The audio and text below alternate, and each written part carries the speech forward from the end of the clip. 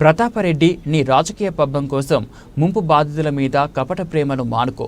మాకు శ్మశాన వాటికలు కావాలంటే ముందు మీ అనుచరులకు అక్రమంగా కట్టబెట్టిన కేవలం 4 ప్లాట్లను ప్రభుత్వం స్వాధీనం చేసుకున్న మాకు శ్మశాన వాటికలు సిద్ధం అవుతాయని మల్లన్నసాగర్ పునరావాస కాలనీ బాధితులు ఆరోపించారు. సిద్దిపేట జిల్లా గజ్వేల్లో మల్లన్నసాగర్ ముంపు బాధితులు కాంగ్రెస్ నాయకులు మీడియా సమావేశం ఏర్పాటు చేశారు. ప్రభుత్వంలో ఉన్నప్పుడేమో నిర్వాసితులకు హామీలను మర్చి ఇప్పుడేమో శ్మశాన వాటికలు, ఫ్లాట్లు, ప్యాకేజీలు అంటూ ఆర్టీఓ కార్యాలయంలో వినతి పత్రాలు ఇవ్వడమేంటని వారన్నారు. బీఆర్ఎస్ పార్టీకి ప్రతాపరెడ్డికి నిజంగా ముంపు బాధితులకు న్యాయం చేయాలనే ఆలోచన ఉంటే గజ్వేల్ ఎమ్మెల్యే మాజీ ముఖ్యమంత్రి కేసీఆర్ లెటర్ ప్యాడ్ మీద లిఖితపూర్వకంగా ఇవ్వాలని, కానీ నామమాత్రంగా వినతులు ఎవరిని న్యాయం చేసేందుకని ప్రశ్నించారు.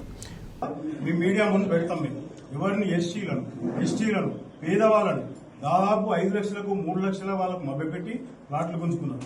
2 ప్లాట్లు, భార్య భర్త ప్లాట్లు, తర్వాత ఇంకా వగైరా వగైరా ప్లాట్లు కూడా ఉన్నాయి. అవన్నీ ఇప్పుడు మీడియా కూడా చెప్పొద్దు. కానీ ఇట్లా 70 నుంచి 80 ఇవి కూడా ఊపుకుంటే ప్రసక్తి లేదు.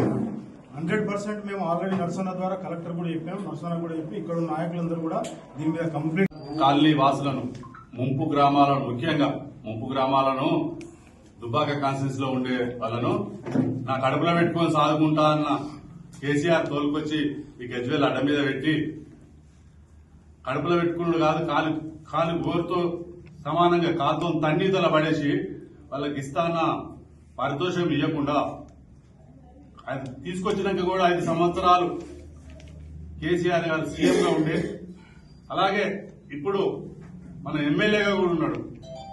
ఇప్పుడు నిన్న పోయిన ఒక అతను నాయకుడు వాళ్ళ తరఫున ప్రతినిధిగా, ఎమ్మెల్యే తరఫున ప్రతినిధిగా పోయే ప్రతాప్ రెడ్డి అనే నాయకుడు తోలుకొని పోయి ఆర్డీఓ దగ్గర కంప్లైంట్ చేయడము, ఆర్డీఓ కంప్లైంట్ చేయడం కాదు.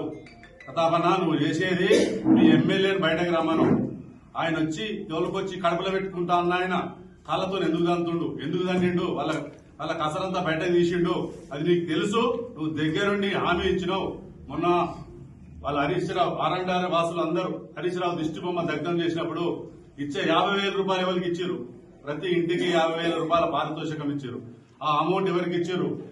అవన్నీ వచ్చినాయి, డ్రా అయినాయి అని చెప్పినావు. ఎవరికి ఇచ్చినావు నువ్వు? అవి ఇచ్చినాయి ఏదో ఆడికొచ్చి ముంపు గ్రామాల ప్రజల దగ్గరకు వచ్చి నిలబడి చెప్పు. నువ్వు ఆర్డీఓ దగ్గర పోయి చెప్పేది కాదు. ఆర్డీఓ చెప్పినా ఆర్డీఓ దగ్గర ఇప్పుడు ఫైనల్ అయ్యేందుకు ఇచ్చేది ఎట్లాగూ రేవంత్ అని చిన్న సిద్ధం ఉన్నాడు. మన ఎమ్మెల్యే, మన గజ్వేల్ ఎమ్మెల్యే, మీ నాయకుడు ఆయన ముందుకొచ్చి ఫస్ట్ ఆయన దగ్గర పోయి ధర్నాని, ఆర్డీఓ దగ్గర కాదు, ఆయన బయటకు రమ్మను.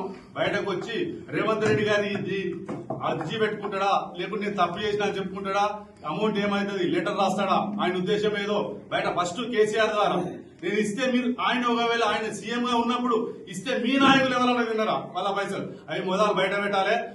అవి బయట పెట్టినాక నువ్వు ధర్నా చేస్తుంది కరువు వాళ్ళ దగ్గర ఆర్ఎన్ఆర్ కాలనీ వాసులకు. ముఖ్యంగా వాళ్ళ డబుల్ బెడ్రూమ్ వాళ్ళకు లాటరీ పద్ధతులకు ఇవ్వాలంటున్నావు. ఎప్పుడు చేసినావు నువ్వు లాటరీ? ఎప్పుడు తీసినావు? ఎలక్షన్ ముందట లాటరీ తీసి ముంపు గ్రామాల్లో నాడబెట్టి వీళ్ళకి లాటరీ తీసినావు, ముంపు గ్రామాలలో పెట్టినావు. ఎవరికి పంచాయతీ పెట్టినావు? ఇద్దరికి. ముంపు గ్రామాలకు పంచాయతీ పెట్టినావు. ముంపు గ్రామాల్లో ఇవాళ ఇద్దరు కొట్టుకునే పరిస్థితి. ఎవరు ముంపు గ్రామాల్లో ఇంటుండే వరకు వాళ్ళకి పరిస్థితి ఏమనిపిస్తుంది? మా ఇల్లు మాకు అప్పచెప్పి మేము ఉంటామని వాళ్ళు అనుకుంటారు. కాలనీ మిగతా లాటరీ తీసిన గజ్వేల్ పాత ప్రాంత నివాసులు వాళ్ళందరూ ఆలోచన ఏముంది? మాకు లాటరీలు వచ్చింది, మాకు ఇస్తలేరని వాళ్ళు. ఎవరు పెట్టిన పంచాయతీ? పంచాయతీ పెట్టింది నువ్వు. ఏమో పంచాయతీ పెట్టి మొగని కొట్టి మొర పెడతారని అదే శాస్త్రం ఉంది మీది. అలాంటి నువ్వు ఫస్ట్ వాళ్ళకు నువ్వు ఆర్డీఓ ఆఫీస్ కాదు, ఎవరు పోయినా ఎమ్మెల్యే గారు బయటకు వచ్చి సీఎం గారికి అర్జీ రాస్తాడా, లేకుంటే నువ్వు ఇదివరకు ఇప్పించిన పైసలు 7 తెప్పించి ఇస్తావా వాళ్ళకు?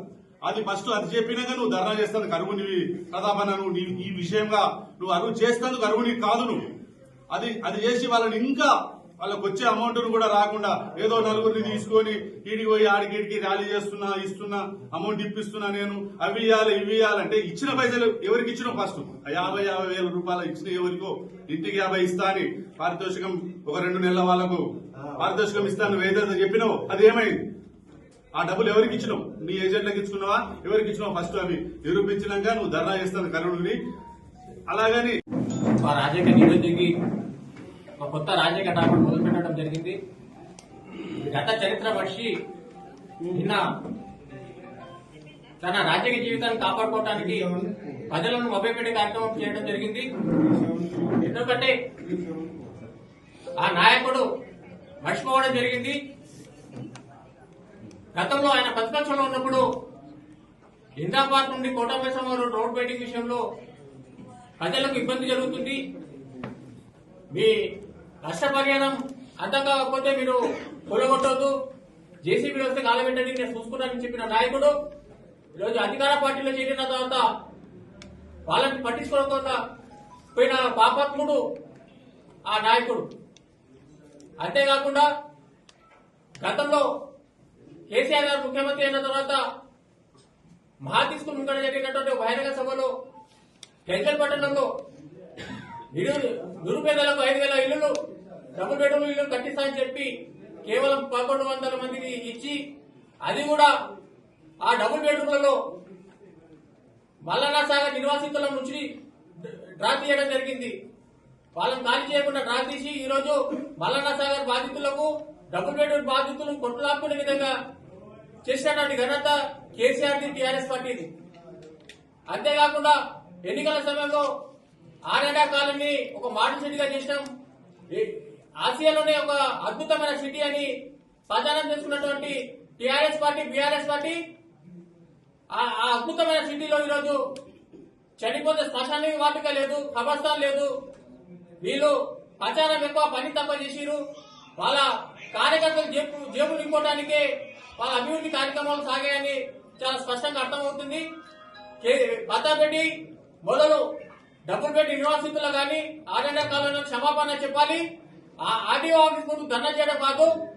నీకు దమ్ము ఉంటే కేసీఆర్ ఫామ్ హౌస్ కాడ ధర్నా చేయి, నీకు సంఘీభావంగా మేము కూడా వస్తాం. మీ కేసీఆర్ గారిని బయటికి లావు.